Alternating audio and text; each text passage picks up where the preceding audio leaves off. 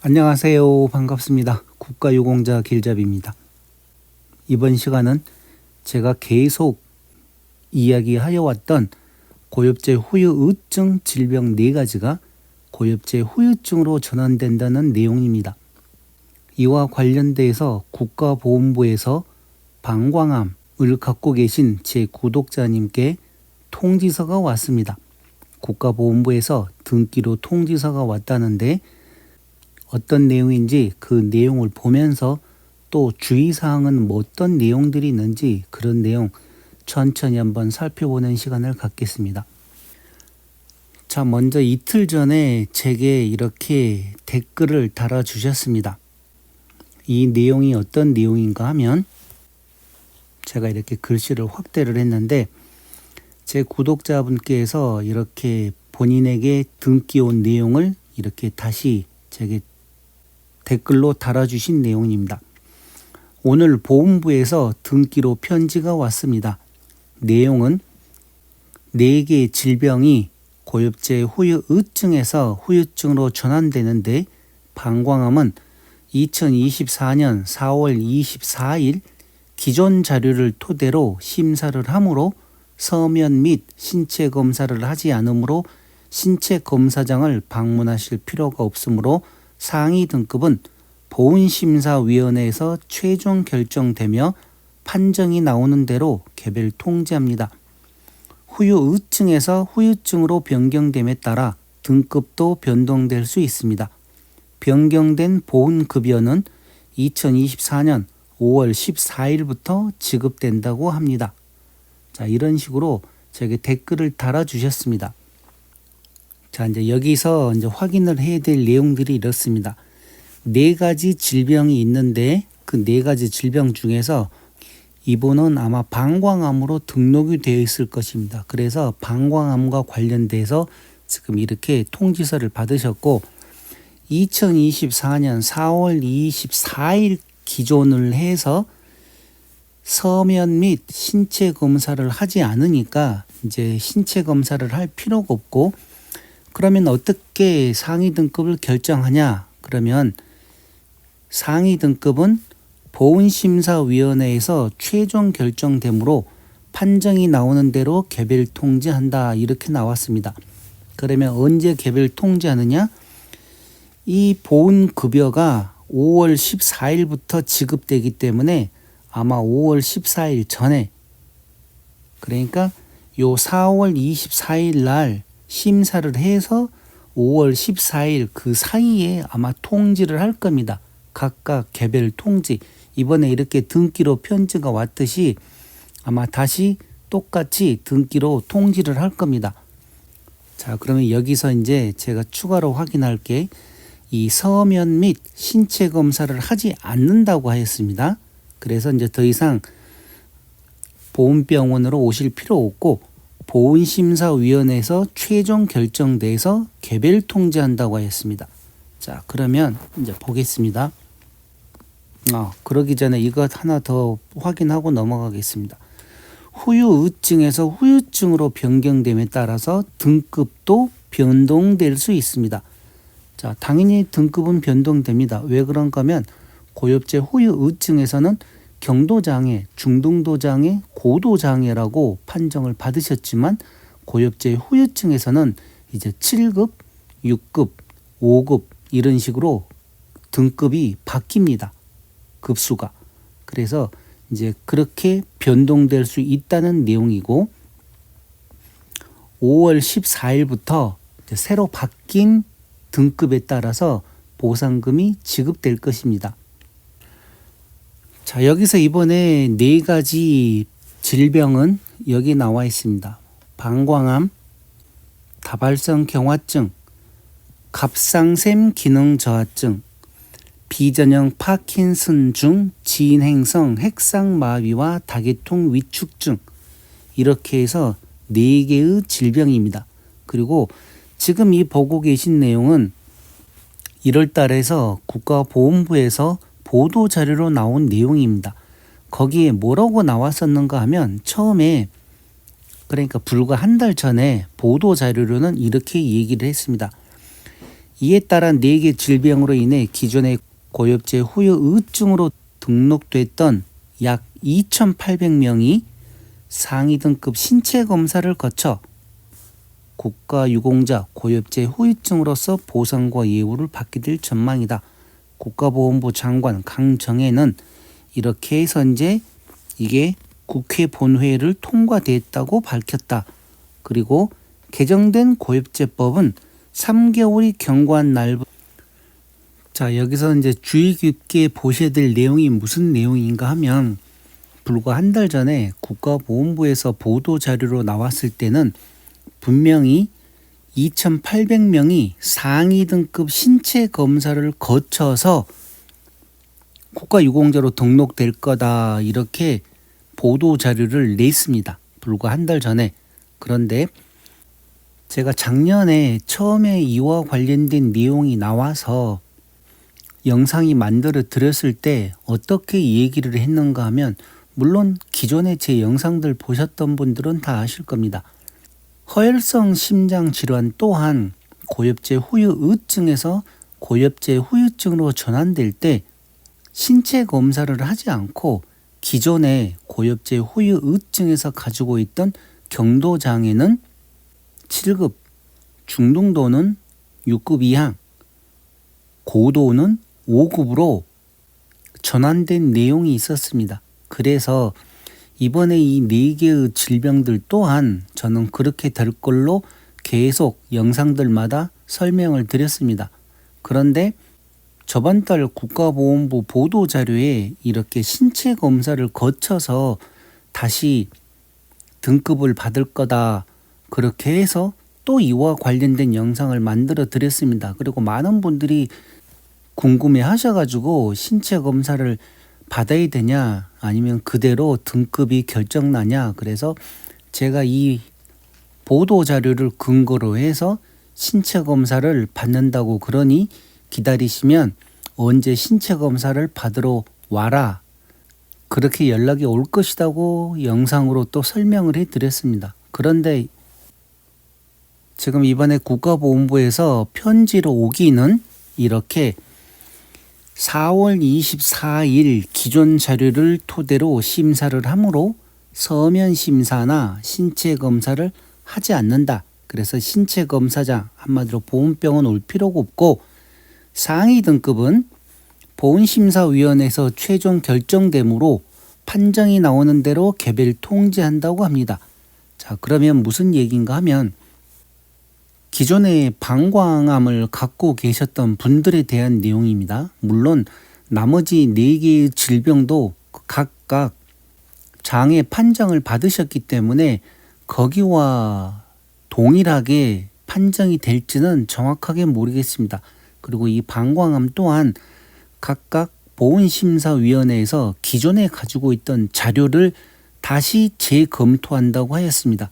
기존에 가지고 있던 자료를 그래서 그 내용도 잘 참고해서 들으셔야 됩니다. 자, 우선 기존에 가지고 있던 자료라는 게 본인이 만약에 경도장애를 가지고 있다 그러면 경도장애는 고엽제 후유의증에서 가장 낮은 등급입니다. 그러면 고엽제 후유증에서 가장 낮은 등급은 7급입니다. 그래서 방광암이 되었던 나머지 4개의 질병들 중에서 경도장애를 갖고 계시는 분들은 고엽제 후유증에서 7급에 해당될 확률이 높습니다.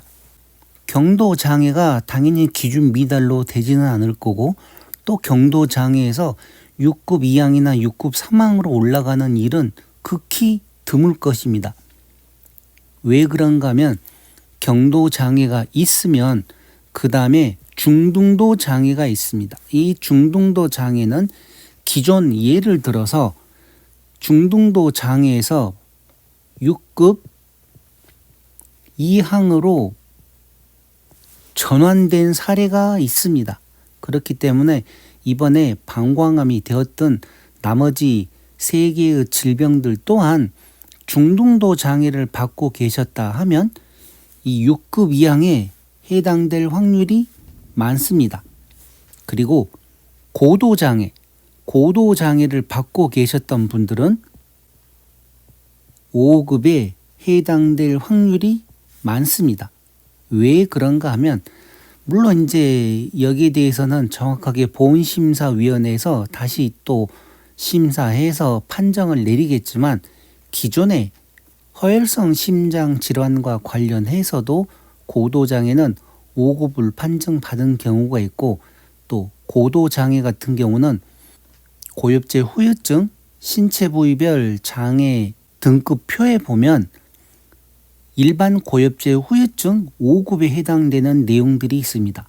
자, 제가 말로만 해서는 정확하게 이해를 못 하실 테니까 제가 고엽제 후유증과 관련된 내용, 그러니까 신체 부위별 상위 등급 결정표를 보면서 제가 더 정확하게 설명을 해드리겠습니다. 자, 이 내용은 고엽제 후유증과 관련된 신체 부위 상위 등급 결정표입니다.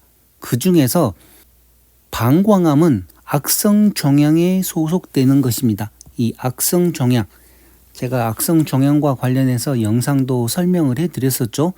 네 번째 영상 악성 종양에 보면 그 방광암이 있고 나머지 여러 가지 암과 관련된 내용들이 있는데 꼭 방광암이 아니더라도 이 고엽제 후유증으로 악성 종양 판정을 받으신 분들은 이 내용을 잘 살펴보셔야 됩니다.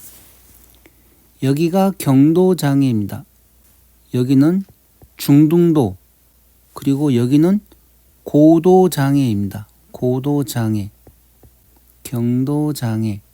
자, 이렇게 할 때 먼저 경도장애부터 한번 살펴드리겠습니다. 자, 1번 피부 상피 내 악성 종양으로 합병증이 있는 사람, 이런 경우에는 경도장애에 속합니다. 두 번째, 초기 진행 단계의 악성 종양에 대해 최소 침습적 시술, 이 침습적 시술이라는 것은 점막 절제술이나 용종 절제술을 포함하는 것입니다. 그래서 최소 침습적 시술 등 치료 후에 지속적인 관찰이 필요한 사람. 자, 여기서 간단하게 이제 또 하나를 설명을 해드리면 예를 들어서입니다. 지금 대장암 같은 경우는 우리가 평균적으로 대장 내시경 검사를 많이 합니다. 그 대장 내시경을 하게 되면 용종들이 있어서 용종을 제거한다고 그러죠. 용종 절제 수술을 합니다. 대장 내시경 검사하면서 바로 그냥 용종들이 있으면 몇 개씩 떼어내는 경우죠. 뭐 3년에 한 번, 5년에 한 번씩 할 때마다 없는 분들도 있지만 많이 있는 분들은 뭐 몇 개씩도 용종 절제술로 해서 용종을 떼어냅니다. 그러면 그 용종이 떼어냈을 당시에는 이게 일반 용종인지 악성 종양과 관련된 양성인지 구분을 못합니다. 그래서 그 떼어낸 용종들은 다 조직 검사를 하게 되었습니다. 그래서 보통 일주일 후에 그게 판결이 나는데 일주일 후에 악성 종양이었다. 그런 경우에는 고엽제 후유증에서 경도장애에 속한다는 내용입니다. 그래서 지금 제 영상 보시는 분들 중에서 대장 내시경 안 받아보신 분들이 없을 것입니다.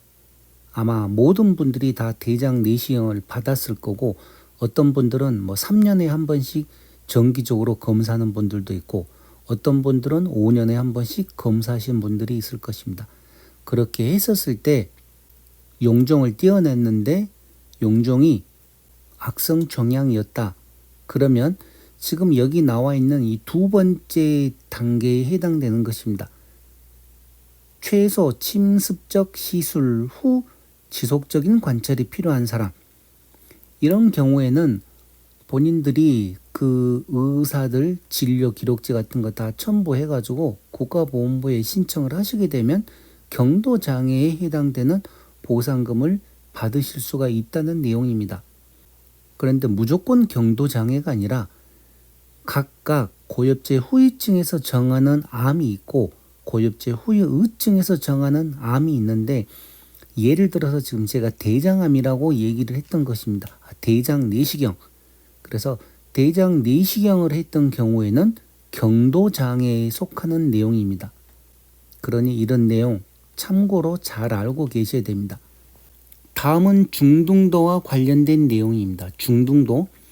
자, 이제 먼저 경도장애에서 용종 절제 수술을 했고 계속 지속적인 관찰이 필요하다고 했었는데 이게 어느 정도 지나서 그 다음 또 3년 후나 아니면 5년 후에 또 대장 내시경 검사를 했더니만 그때는 조금 더 커서 이제는 수술을 하는 단계입니다. 자, 그러면 중등도는 어떤 때 해당되느냐?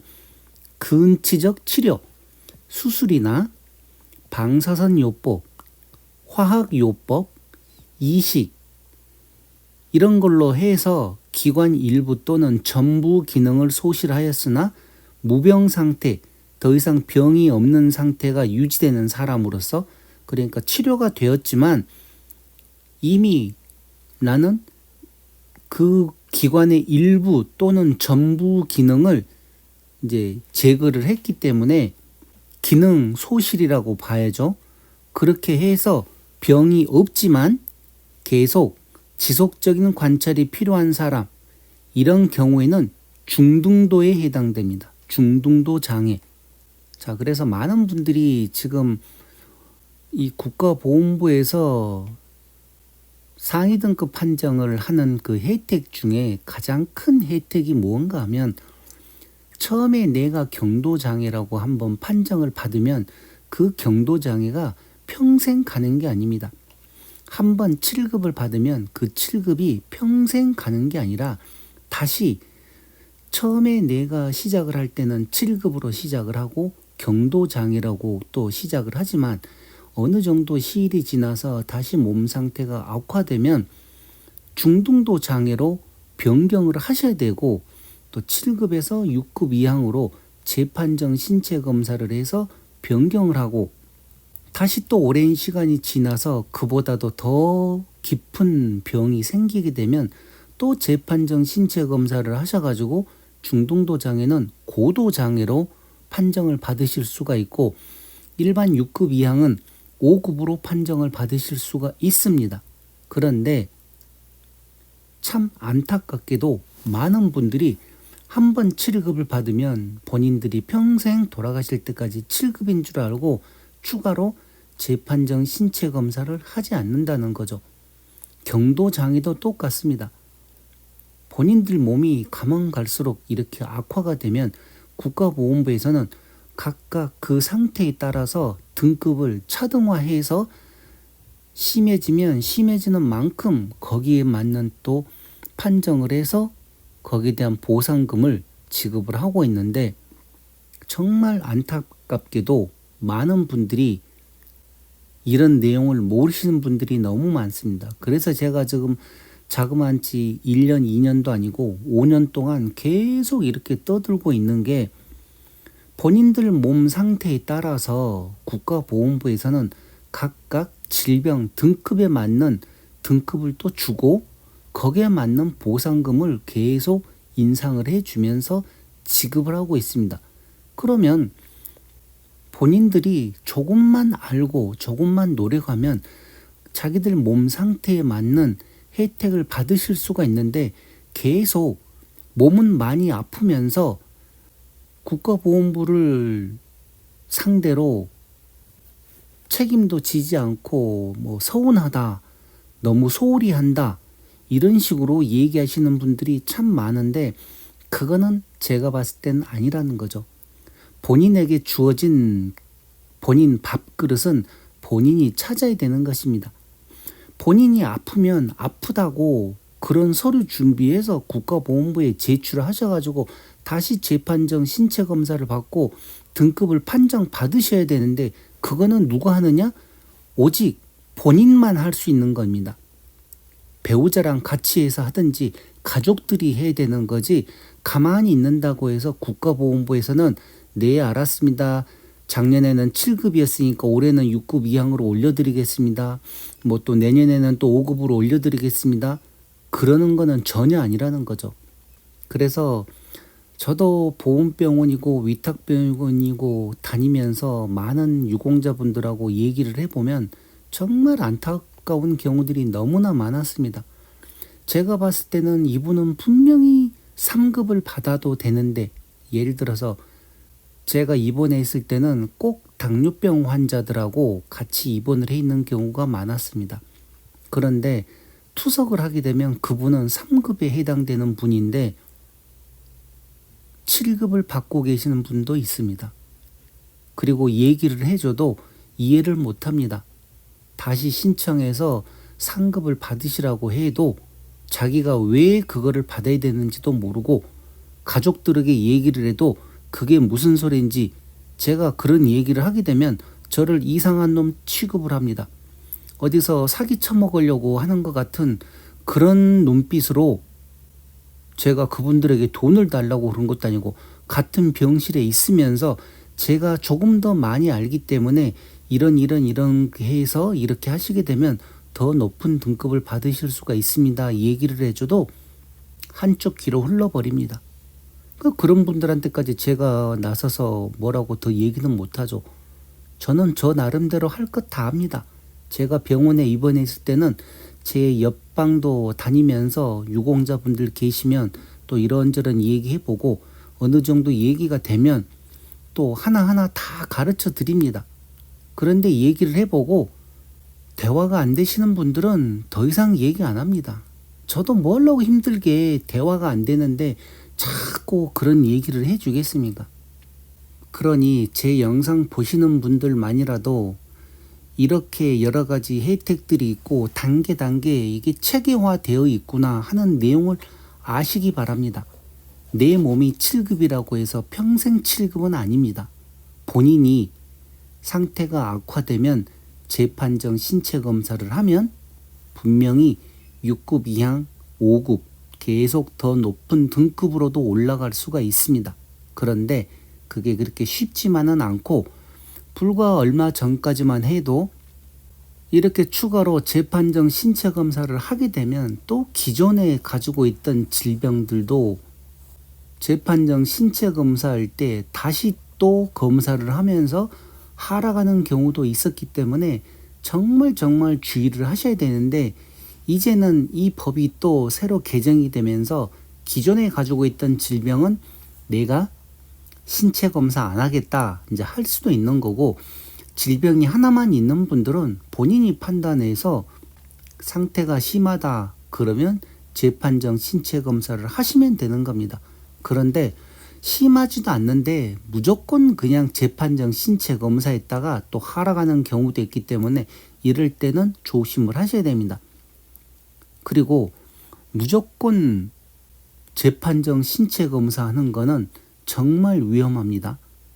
무조건 하는 게 아닙니다. 재판정 신체 검사라는 거는 본인 몸 상태가 기존보다도 더 많이 악화되었거나 아니면 또 그 부분에 대해서 수술을 했거나 그렇게 해가지고 더 악화됐다, 기존 등급보다도. 그래서 다시 내 몸 상태에 대해서 다시 판정을 해달라. 그게 재판정 신체 검사인 것입니다. 그러니 이런 내용도 잘 알고 거기에 맞게끔 또 활용을 하시기 바랍니다.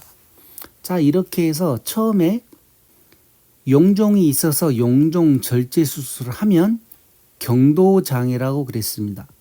경도장애라 그랬고, 이제 또 몇 년 지나서 다시 이게 조금 더 커져가지고 이제는 용종 절제술이 아니라 이제 수술을 하거나 방사선 요법을 하거나 화학 요법을 하거나 이식 같은 거를 해서 어느 정도 부분을 잘라내거나 하고 난 다음에 이제 치료가 되었습니다. 완치가 되었습니다.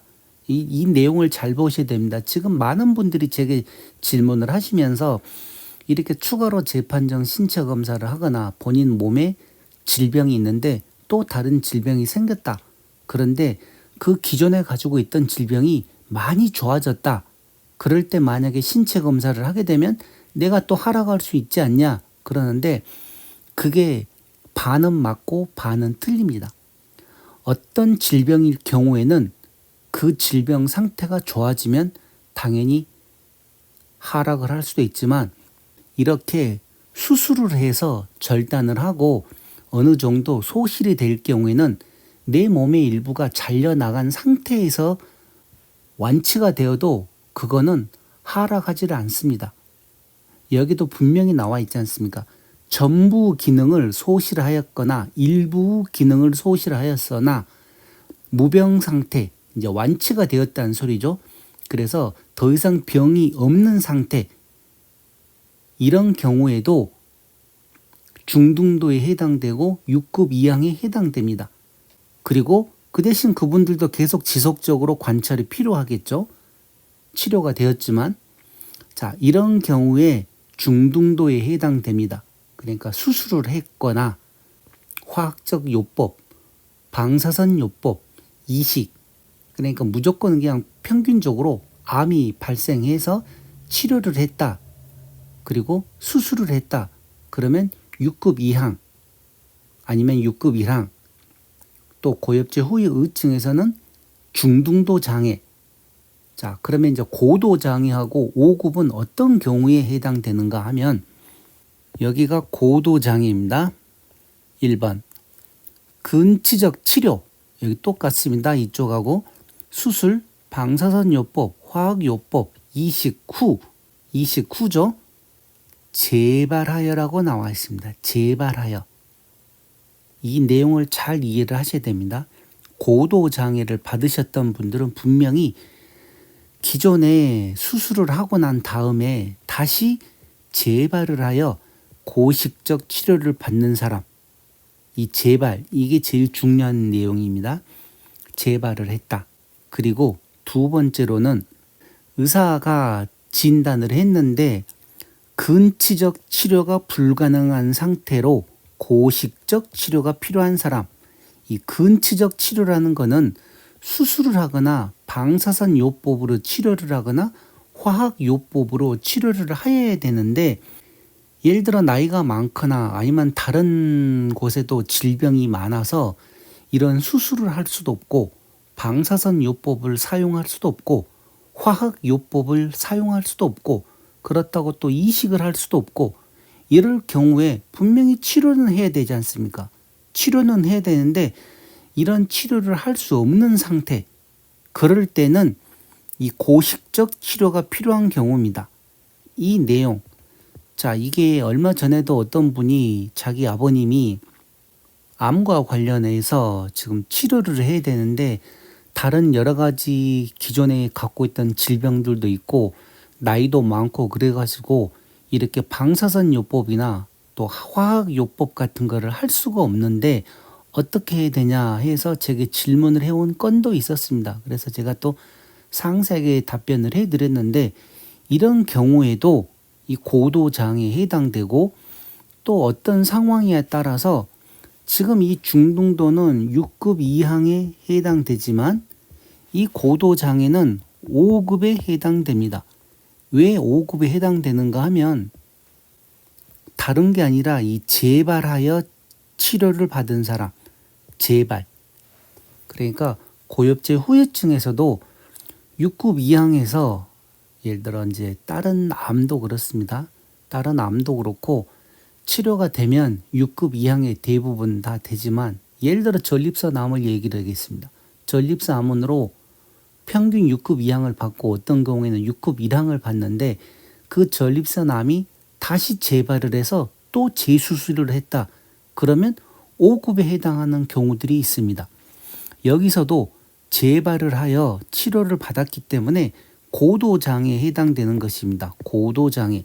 일반적인 수술만 했을 경우에는 중등도 장애에 해당됩니다. 중등도. 그리고 간단하게 용종 절제 수술이나 점막 절제 수술을 했던 경우에는 경도 장애에 해당되고, 이래서 이랬던 분들이 이제 이 경도 장애가 어떻게 바뀐다? 7급으로 바뀌고, 중등도 장애는 6급 이항으로 바뀌고, 고도 장애는 5급으로 바뀔 확률이 큽니다. 자, 무슨 얘기인가 아시겠죠?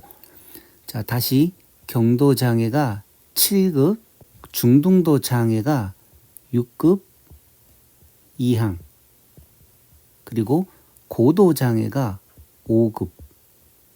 이거는 지금 제 예상입니다. 제 개인적인 의견이고 실질적으로 보훈심사위원회에서 과연 이와 똑같이 판정을 해줄지는 또 그거는 기다려 봐야 됩니다. 왜 그런다면 보훈심사위원회에서도 다시 서면으로 심사를 한다고 했기 때문에. 자, 그러면 이제 제가 왜 이렇게 주의사항이라고 해야 되느냐 했는가 하면, 자, 이제 잘 생각을 해 보시기 바랍니다. 제가 그동안 계속 지금 이제 얘기를 해 드렸던 본인 몸 상태에 따라서 기존에 경도 장애를 받고 계셨었는데, 이 경도 장애가 시간이 조금 오래 지나서 조금 더 많이 악화가 되었거나, 제가 방금 신체 부위별 상위 등급 결정표를 상세하게 설명을 해 드린 이유가 있습니다.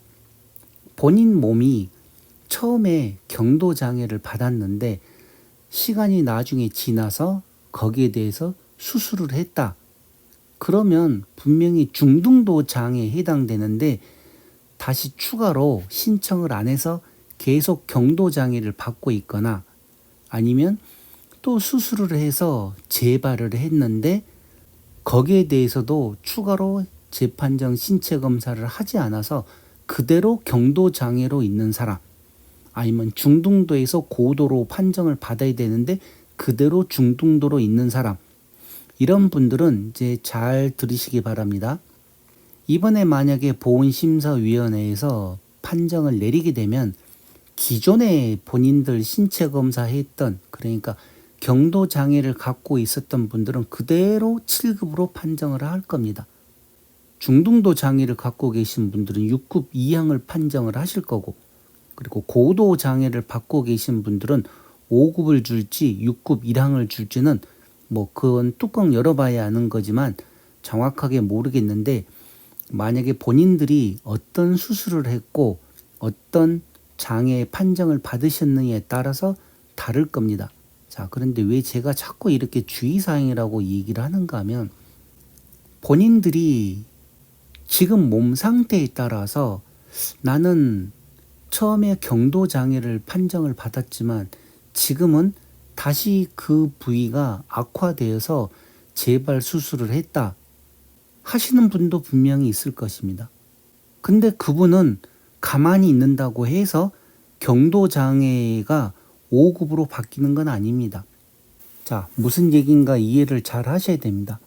본인이 지금 경도 장애를 받고 있는데 실질적으로 내 몸은 많이 악화됐고 또 수술도 했고 그 수술이 다시 재발을 한 상태였는데, 가만히 있으면 국가보훈부에서 알아서 5급으로 판정해 주겠지, 그게 아니라는 소리입니다.